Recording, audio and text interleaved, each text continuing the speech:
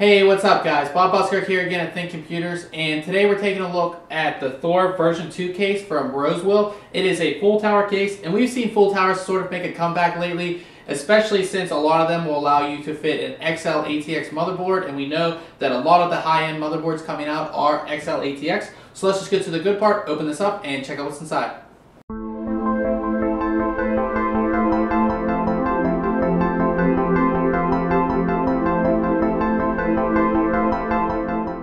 We're actually not going to do the full unboxing, but we're going to open this up and kind of show you how it's packaged. And actually, Rosewill puts it in another whole box inside the case box, which will give you a lot more protection. So let's just go ahead and take that out.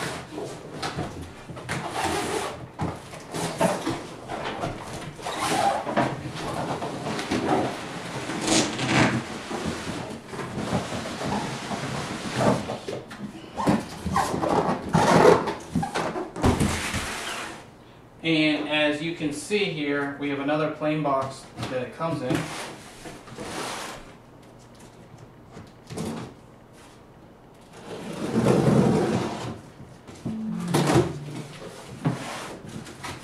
And you can see this box is nicely protected, the case is nicely protected with two large pieces of styrofoam and a plastic bag. Alright, so taking a look at the case here, you can see that Rosewill has sent us the white version of the case. It also comes in black as well, but I am a huge fan of white. I think white cases are something you don't see every day, and definitely something that's going to bring some attention to your case if you are at a LAN party. Now let's go ahead and start at the front of the case here.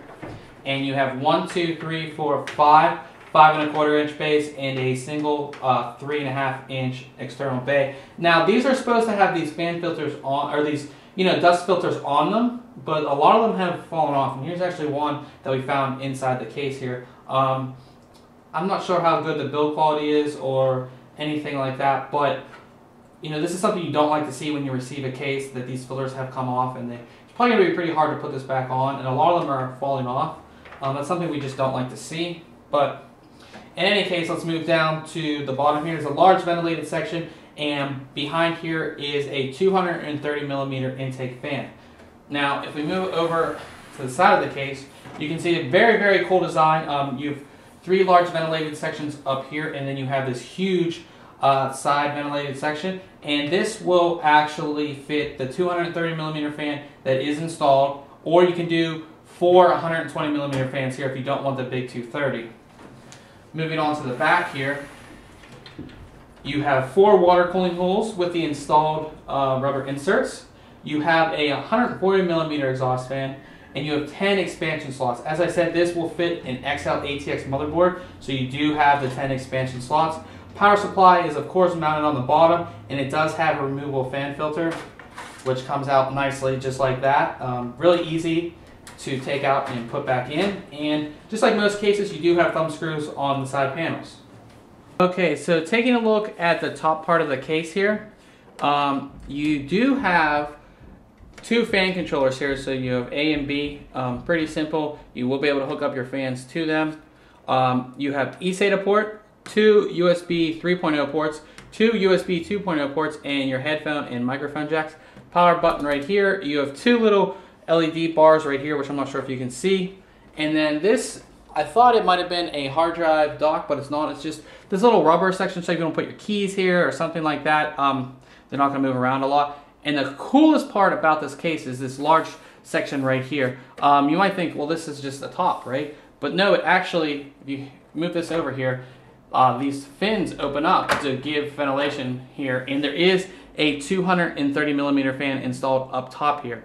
So it's a very, very cool little thing that we haven't seen on any other case yet, that allows you to push it up like that and allow your ventilation, and close it down if you're traveling, or if you don't want any ventilation coming from the top, you can just close it down like that. Before we get inside the case, I wanted to show you the 230mm fans. These are very large fans. There are 3 of them inside the case. You have the one here on the side panel, one on the top, and one on the front. And they use a simple 3-pin connector that you can either connect to your motherboard or the included fan controllers, which we'll get to in just a second.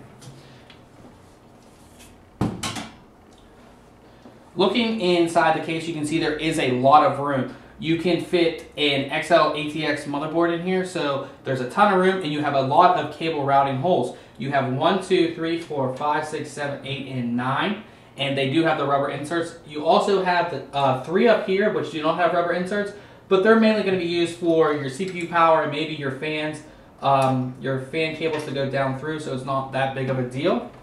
Now, you also have a large CPU cutout right here, and one thing I noticed about this case is there's a lot of rounded edges, so when you're installing something, you are most likely not going to cut yourself on the metal, which is a plus.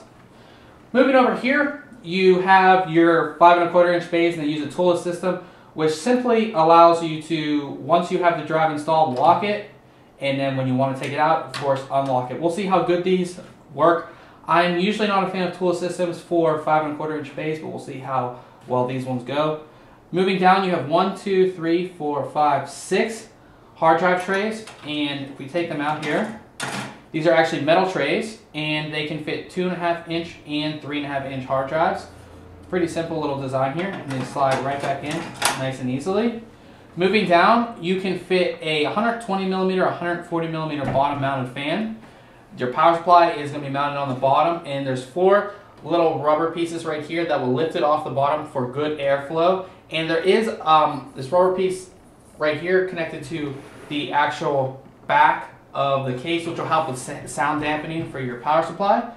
There are 10 expansion slots, and they use thumb screws, which I really like to see. I'm not a fan of the toolless systems on expansion slots, so that's nice to see. Again, 230mm up here, 140mm exhaust, and they do use the 3-pin connectors, and I'll show you that you do have 3 connectors for each fan controller. So you have these 3 and these 3, and these will allow you to connect fans for the 2 fan controllers, and they are labeled, so you have A1, 2, and 3 and B1, 2, and 3. Okay, so taking a look at the opposite side of the case, the back side of the case, you can see there is quite a lot of room to mount or to route all of your cables, which is nice. You don't want cables to be all around in the front of your system. It just doesn't look nice, and it's going to really hurt your airflow. So it's nice that you can route all your cables behind here. And there's about, I would say, a 1/2 inch of space behind here that you can route your cables, which is really nice to see. And you can see, of course, all of the cable routing holes.